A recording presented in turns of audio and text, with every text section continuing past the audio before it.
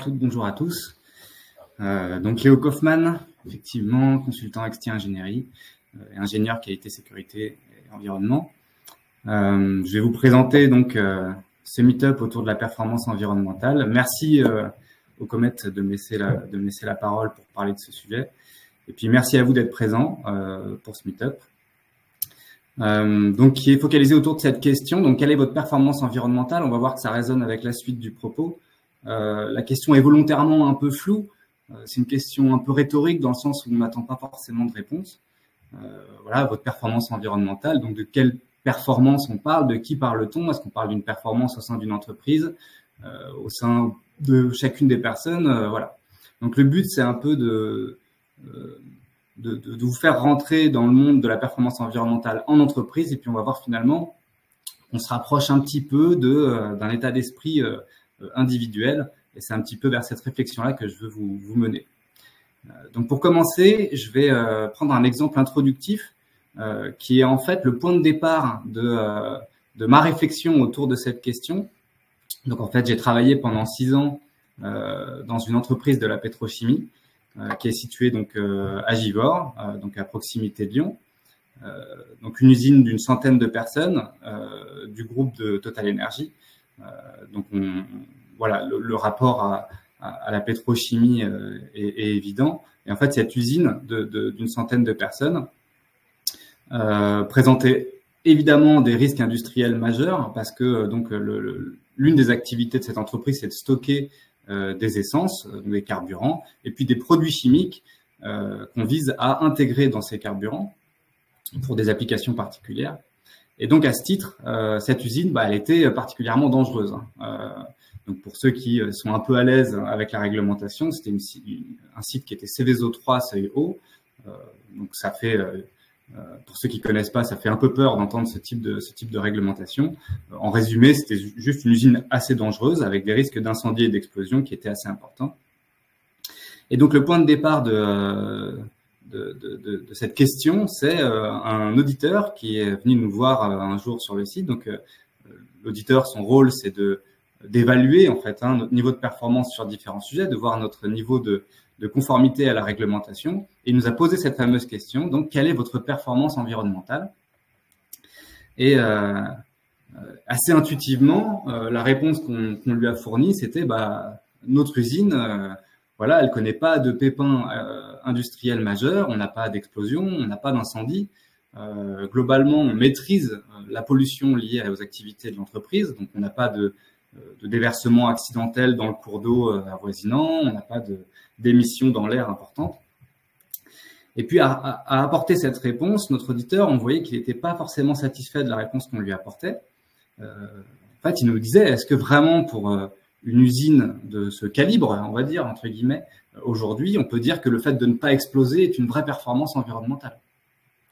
Est-ce qu'il n'y a pas d'autres réflexions à mener pour aller un petit peu plus loin dans la réflexion de ce que c'est qu'une performance environnementale pour une entreprise industrielle aujourd'hui? Donc ça a été le point de départ d'une très grosse réflexion qui s'est échelonnée sur plusieurs années. Et c'est un petit peu vers ça que je veux vous emmener aujourd'hui, c'est qu'est-ce qu'on doit faire aujourd'hui pour être performant d'un point de vue environnemental quand on est une entreprise, et puis on va voir après quand on est aussi un individu. Donc pour me présenter, on va dire un peu plus en détail, donc moi j'ai travaillé 6 ans donc chez Total Energy, donc dans cette usine, et j'animais en fait ce qu'on appelle un système qualité, sécurité, environnement, qui est en fait une mission qui consiste à livrer à la direction de l'usine les résultats, les principaux résultats en termes de qualité, de sécurité et d'environnement. Sachant que moi, j'avais pour, on va dire, fournisseur interne, l'ensemble des équipes du site qui me fournissaient des résultats en qualité, sécurité, environnement que je mettais en forme et que j'animais pour à la fois la direction, comme je l'ai dit, mais à la fois pour l'ensemble des équipes pour montrer en fait quel était le niveau de performance sur ces thématiques-là. Et je me suis particulièrement intéressé, alors à la fois au sein de cette expérience et puis à la fois dans d'autres, on va dire, intérêts parallèles, personnels, et puis dans d'autres expériences professionnelles, à ce qu'on appelle la performance environnementale, et en particulier la notion du cycle de vie, donc qu'on va aborder un petit peu plus tard. J'ai notamment donc rédigé une thèse professionnelle autour de cette thématique-là, et voilà pourquoi c'est un sujet d'intérêt et que je veux vous partager. Donc, je vais présenter en fait 3 éléments. Je parle de sommaire, mais en fait, en réalité, c'est plus les 3 éléments que je vais vous présenter aujourd'hui. C'est d'abord essayer de dégrossir la notion de performance environnementale. Qu'est-ce qu'on entend derrière ce terme? Et puis ensuite, je vais juste approfondir cette notion de performance environnementale avec des enjeux actuels. Donc, plutôt avec une vision entreprise d'un côté, et puis après avec une vision, on va dire, individuelle, personnelle de l'autre. Donc, la performance environnementale, de quoi parle-t-on? Alors, en réalité, on ne parle pas de performance environnementale de la même manière aujourd'hui qu'on en parlait hier. Alors déjà, il y a quelque chose qui est assez clair dans la performance environnementale, c'est que c'est une notion qui est un peu floue. Et ce qui est surprenant, c'est que quand on parle de performance économique d'une entreprise, on sait tout de suite de quoi on parle. C'est-à-dire qu'on va dire, OK, c'est la capacité d'une entreprise à délivrer un résultat, à satisfaire ses actionnaires, etc., etc. On sait très, très bien de quoi on parle. Par contre, quand on parle de performance environnementale, un peu moins clair. On ne sait pas forcément vers quel indicateur on va s'appuyer. Donc, c'est un peu plus flou. En fait, la performance environnementale, on pourrait percevoir ça comme la capacité d'une entreprise à bien protéger l'environnement. Sauf que ça, c'est pas une notion finie, c'est-à-dire qu'il y a une notion derrière c'est un peu continu, quoi. On peut jamais vraiment s'arrêter. Et si on retourne un petit peu à l'histoire, c'est-à-dire les premières notions de performance environnementale, on va surtout parler malheureusement d'accidentologie. C'est-à-dire que quand on est au XXe siècle, donc en 1950, etc., la performance environnementale d'une entreprise, c'est principalement sa capacité à ne pas avoir de pépins. Et ça, pourquoi? Parce que malheureusement, notre héritage industriel a aussi été jalonné par des accidents industriels majeurs. Donc là, j'en montre 3 à l'écran qui doivent forcément vous faire quelque chose. La première photo, c'est donc l'accident à Seveso en Italie. Donc Seveso, ça doit vous parler comme une réglementation, mais avant d'être une réglementation, c'était un accident qui a eu lieu en Italie, donc une usine qui a explosé et qui a dispersé de la dioxine dans l'atmosphère et qui a eu un impact notable d'une part sur les populations avoisinantes et puis surtout sur la faune. Donc c'était vraiment pour le coup un impact environnemental majeur. De la même sorte, Tchernobyl, ça doit vous parler. Donc un accident survenu en 1986 dans une centrale nucléaire. D'ailleurs, si vous n'avez pas vu la série qui retrace un petit peu les événements, la série Arte sur ce sujet, je vous la conseille parce que c'est assez clair. Et pour le coup, on parle vraiment d'accidents industriels, donc avec des conséquences notables sur l'environnement une nouvelle fois. Et puis l'ensemble des marées noires dues aux pétroliers, aux accidents pétroliers survenus dans les différents océans. Donc l'Erika, par exemple, en 1999, qui doit aussi vous rappeler des choses. Et donc tout ça pour dire quoi? Tout ça pour dire que principalement au XXe siècle, au début, on va dire, de l'ère industrielle, performer d'un point de vue environnemental, c'est ne pas avoir d'accident. Donc, on voit bien que la notion aujourd'hui, elle a bien évolué, même si c'est encore, évidemment, un enjeu majeur. Vers la fin du XXe siècle, il y a on va dire un petit pivot qui va s'opérer. Pourquoi? Parce que on va commencer à avoir une maîtrise industrielle assez mature, et donc, du coup, la performance va plutôt s'exprimer par le fait d'éviter ou de réduire des pollutions chroniques. Donc, chroniques, sous-entendu, qui surviennent avec l'activité normale de l'entreprise. Donc, par exemple, si une entreprise, pour fonctionner, elle doit relâcher dans l'environnement, dans un cours d'eau, des effluents, des polluants liquides qui contiennent des polluants, et le but, ça va être justement de les éviter et de les réduire. Donc là, on n'est plus du tout dans la même logique. La logique, c'est plutôt, donc en plus de maîtriser l'accident, ça va être de réduire ce qu'on appelle les effluents, donc c'est-à-dire ce qu'on rejette dans l'environnement, donc dans l'air, dans l'eau, dans les sols, par exemple. Donc ça vient aussi avec l'apparition de la norme ISO 14001, peut-être que vous la connaissez, qui est la norme qui régit les systèmes de management environnementaux, qui est sortie en 96, sa première version, et qui va justement être un référentiel, un standard pour aider les entreprises à maîtriser ces effluents. Voilà. Début 21e, donc tout ça n'est pas une loi absolue, c'est plutôt des tendances qu'on observe. Et donc début 21e, donc là c'est plutôt dans les, on va dire les 20 dernières années, on va ajouter à ça des nouvelles considérations qui sont plutôt des considérations de consommation. Donc par exemple le fait de consommer moins d'énergie, le fait de recycler ses déchets. Donc voilà, c'est des éléments qui vont venir s'ajouter et qui sont pas exactement les mêmes que les faits de ne pas polluer directement. C'est plus de la pollution, on va dire, indirecte. C'est-à-dire que la pollution ne s'effectue pas à l'endroit de l'entreprise. Donc, si je reprends en fait cette évolution, on a d'abord la maîtrise des accidents, on va dire deuxième partie du 20e. Ensuite, la maîtrise des pollutions, on va dire chroniques, plutôt à la fin du 20e. Et puis, depuis ces 10 dernières années, on va dire les consommations un peu indirectes. La chose principale, c'est que jusqu'à maintenant, donc jusqu'à 2020 à peu près, on avait une considération de la pollution qui était principalement, j'allais dire, on the spot, donc sur le terrain de l'entreprise. C'est-à-dire qu'on se concentre principalement sur les activités qui sont faites sur le terrain de l'entreprise. Ce qu'on ne considérait pas jusqu'à ce point-là, et que du coup cette question de performance environnementale vise à se poser pour, on va dire, le futur, la suite, c'est remettre un peu l'église au centre du village, et c'est considérer que en fait les produits et les services fournis par l'entreprise, ils ont un avant et un après. Donc ça, c'est un peu, on va dire, la vision de demain de la performance environnementale, c'est de se dire, en fait, une usine, c'est pas que, on va dire, un moteur qui travaille et qui va émettre, voilà, un certain nombre de polluants, mais c'est aussi tout ce qu'il y a en amont et qui a permis à cette entreprise d'exister, et qui permet encore aujourd'hui à l'entreprise d'exister, et puis en aval, ce que va délivrer cette entreprise et comment est-ce que ça va être utilisé. Donc là, par exemple, on peut avoir des éléments liés au transport des matières premières depuis leur lieu de production jusqu'au site. Donc ça va émettre des polluants et ça va nécessiter du transport pour être acheminé jusqu'à l'entreprise. Et puis ensuite, il y a tout ce qui va être livré au client. Donc pareil, ça va être du transport. Et puis il y a aussi l'utilisation du produit par le client. Comment est-ce qu'il va le consommer, quels vont être ses gestes derrière en termes de traitement de déchets, etc. Donc ça, c'est des nouvelles notions qui apparaissent, et puis également des notions liées à la prise en compte de ces aspects dans la conception du produit. Donc là, par exemple, c'est est-ce qu'on va essayer de faire en sorte que notre produit soit recyclable, par exemple, ou réutilisable.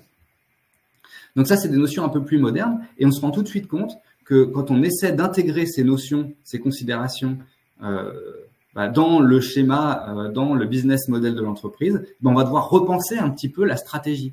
C'est-à-dire que, par exemple, si on se dit, OK, moi maintenant, je vais prendre des matériaux seconde main pour travailler, et en fait, on va devoir repenser un petit peu notre manière de travailler, parce que ça va vouloir dire remodeler peut-être le développement du produit, peut-être parer à des choses qu'on n'avait pas anticipées. Donc voilà, ça revient vraiment à mettre l'environnement au centre de la stratégie.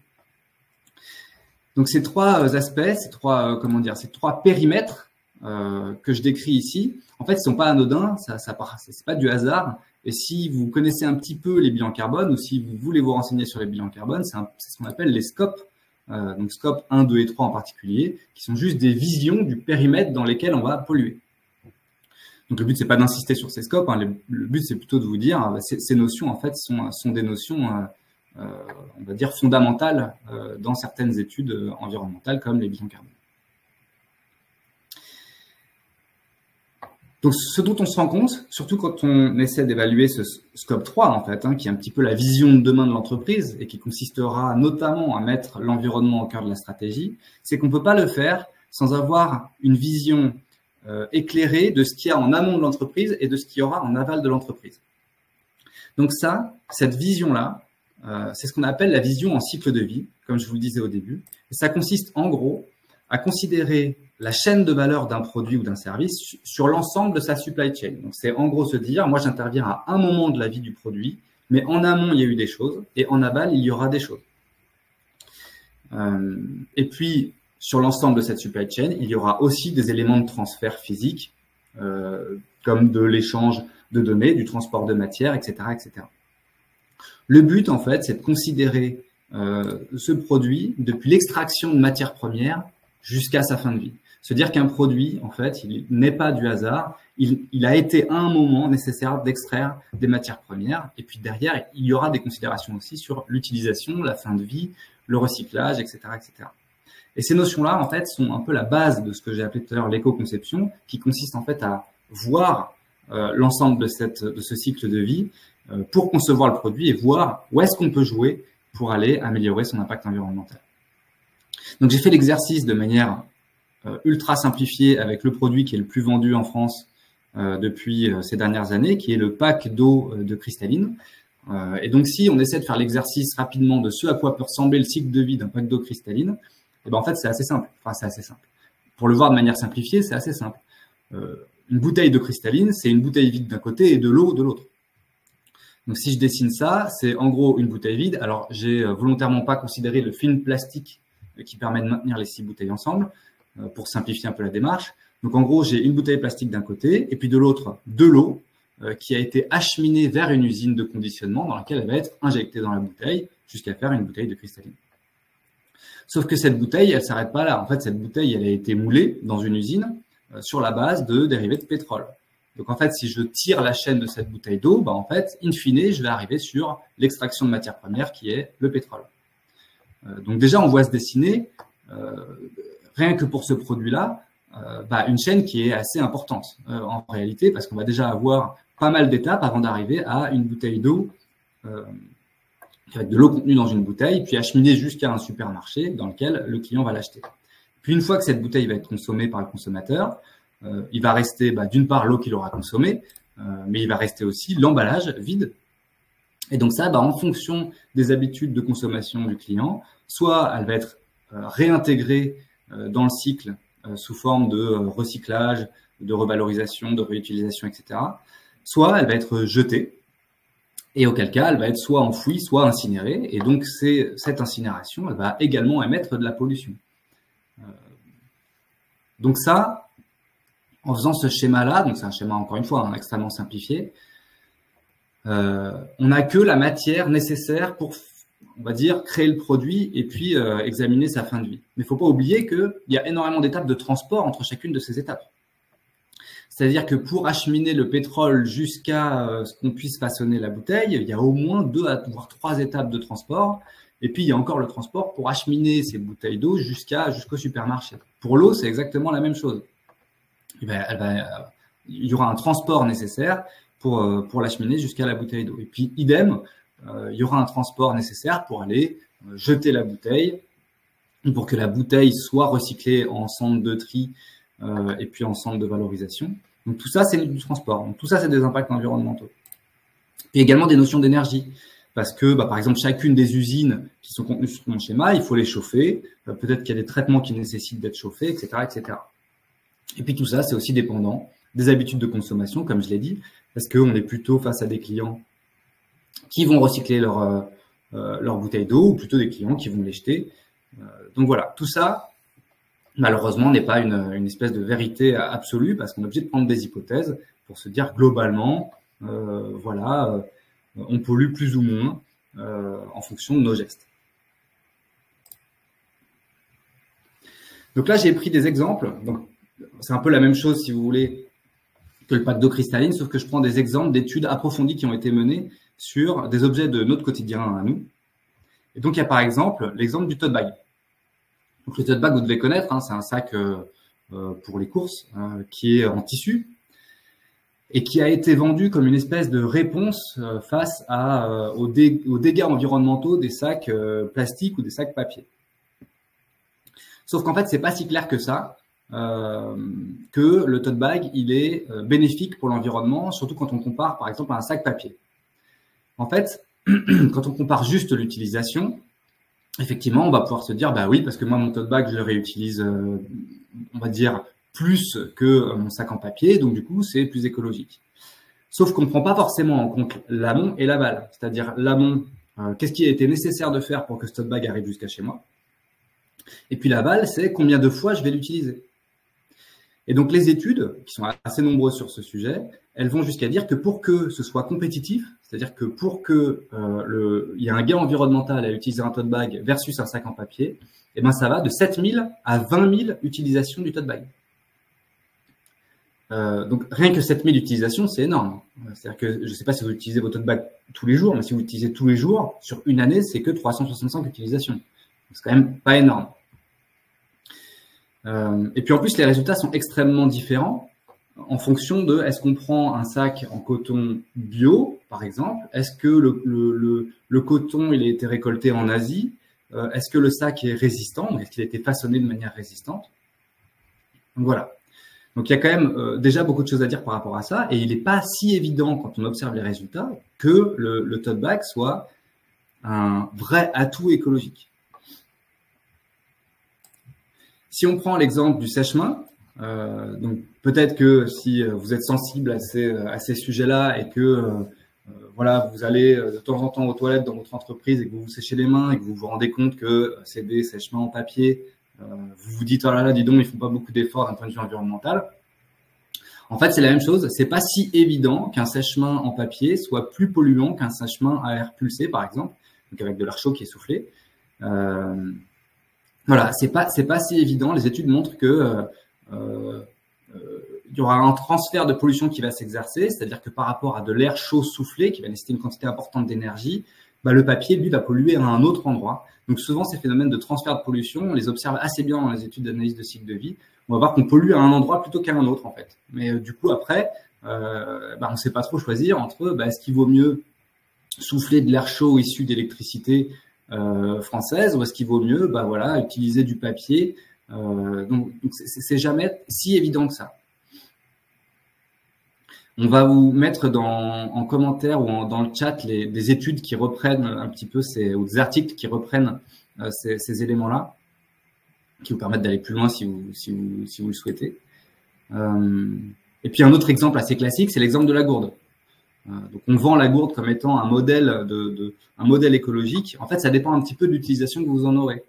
Il y a certaines études qui montrent que par exemple une gourde en métal, pour être comparable, on va dire, avec une bouteille d'eau en plastique, c'est 3 ans d'utilisation exclusive. C'est-à-dire que si vous utilisez uniquement une gourde pour boire, il faudra que vous l'utilisiez 3 ans avant que ce soit compétitif avec une bouteille en plastique.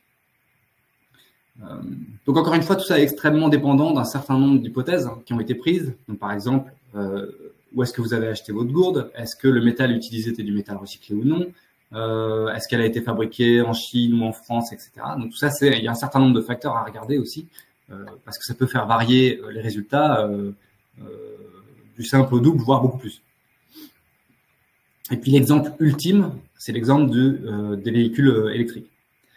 C'est-à-dire que au début de l'apparition des véhicules électriques, il y avait énormément d'études qui montraient que les véhicules électriques n'étaient pas significativement meilleurs pour l'environnement que les véhicules thermiques.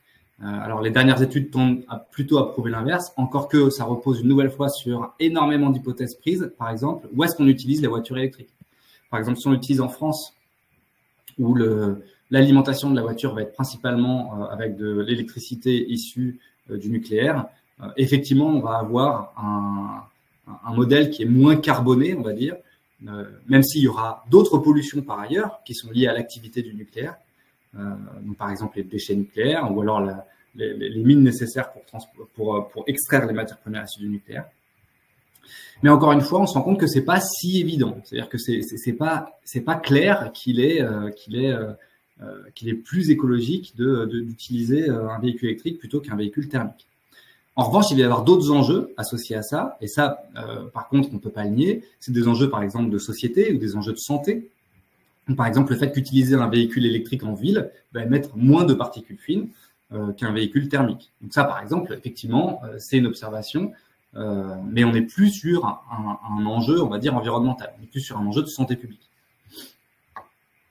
Donc en fait, le but de ces études, c'est finalement pas d'avoir un résultat, j'allais dire, clair et évident de la bonne option, c'est plutôt d'avoir une vision éclairée de là où on va polluer, pour faire des choix en connaissance de cause. Et c'est un peu ça la difficulté, c'est de parvenir à se dire où est-ce que j'accepte de polluer. Donc cette vision éclairée, comment l'avoir dans une entreprise? C'est la question qu'on s'est posée dans l'usine de Total dans laquelle j'étais, de Total Energy. Et le retour d'expérience que j'en ai en fait, et que je peux vous partager, c'est que chez nous, donc dans l'entreprise dans laquelle j'étais, ça a été nécessaire de mettre en place un outil d'analyse de cycle de vie, donc ACV pour analyse de cycle de vie. Donc en fait, c'est loin d'être anodin comme démarche. C'est une démarche qui prend du temps, qui est assez chère, parce que l'outil d'analyse de cycle de vie va en fait être juste une étape parmi une étape plus globale qui va être capitaliser un nombre énorme de données pour construire une grosse base de données. Donc, par exemple, qui sont mes fournisseurs? Où sont-ils situés? Quel est le produit que je leur achète? Comment ce produit est-il fabriqué? Donc là, on voit que l'information nécessaire pour mettre en place ce type d'outil, donc ça dépasse juste la mise en place d'un outil, c'est aussi déconstruire complètement la chaîne de valeur de mon produit. Et puis, une fois qu'on a mis en place ce type d'outil, on va pouvoir capitaliser l'information dans le but d'identifier donc les leviers d'amélioration. Donc là, par exemple, ça va être de mettre en place des indicateurs relatifs au gain environnemental de certaines actions. Donc, par exemple, je prends l'exemple de la pétrochimie, le gain environnemental lié à concevoir des biocarburants par rapport à des carburants issus du pétrole. Donc là, le but, ça va être de voir, alors on va parler de gain environnemental sur une phase ou sur un critère environnemental, on va voir aussi des transferts de pollution qui vont s'exercer, comme je le disais tout à l'heure. Pourquoi? Parce que à travailler avec des biocarburants, on va exploiter davantage de terre, de terrain, j'entends. Potentiellement, on va éloigner la distance avec nos fournisseurs, pourvu que le fournisseur soit plus éloigné. Donc, du coup, voilà, on va opérer de temps en temps des transferts. Mais le but, c'est d'avoir une vision un peu éclairée de la chose et ne plus vivre dans le raccourci ou dans le on-dit. Donc, voilà. Donc, évidemment, toutes les entreprises ne sont pas en mesure de mettre en place ce type d'outils et puis de venir capitaliser sur l'information. Par contre, ce qui est possible de faire, c'est de se poser des questions. Donc ça, tout à chacun est capable de poser des questions, de devenir un petit peu, j'allais dire ambassadeur. Alors après, c'est en fonction de votre volonté, évidemment. Mais poser des questions, c'est gratuit. Donc si je les découpe en termes de scope, même si c'est pas important de les découper en termes de scope, mais c'est plus pour voir l'importance qu'on peut y mettre en fonction de où est-ce qu'on place le curseur. Donc par exemple, en scope 1, ça va être est-ce que il est possible de réduire les déchets? Est-ce qu'il est possible d'adoucir les déplacements? Donc ça, c'est tout complètement des questions qui peuvent être posées en entreprise pour savoir est-ce que c'est possible? Et si oui, comment? En termes de scope 2, est-ce qu'il est possible de faire des économies d'énergie? Donc là, par exemple, là, moi, la lumière vient de s'éteindre dans la salle. Ça veut dire que quelque part, ils ont mis en place des détecteurs qui font que quand la lumière, quand le détecteur ne capte plus de personnes, on diminue l'éclairage, on fait des économies d'énergie. Ça, c'est possible. Et puis dans le scope 3, on peut se poser plein de questions. Donc par exemple, on peut dire comment est-ce que je peux me rapprocher de mes matières premières pour éviter donc des phases de transport qui sont très émettrices de carbone, de CO2.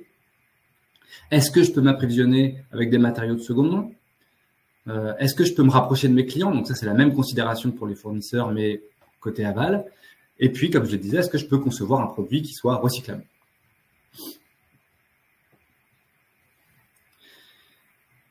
Donc ça, on peut se demander, oui, je peux faire ça, mais pourquoi faire? Alors évidemment, la première chose, c'est qu'en faisant ça, on contribue à la protection de l'environnement. Rien qu'en se posant ces questions-là, on peut soulever des réflexions, on peut aller permettre d'en savoir plus sur l'impact environnemental d'une activité. Et puis souvent, ça permet, on s'en rend pas compte, mais ça permet souvent un gain économique. Il y a une norme en système de management qui s'appelle la norme ISO 50001, qui est la norme de système de management de l'énergie. Et il se trouve que cette norme, elle permet ou elle impose, on va dire, aux entreprises d'avoir une vision très précise des consommations d'énergie pour aller voir où est-ce qu'on peut réduire les consommations.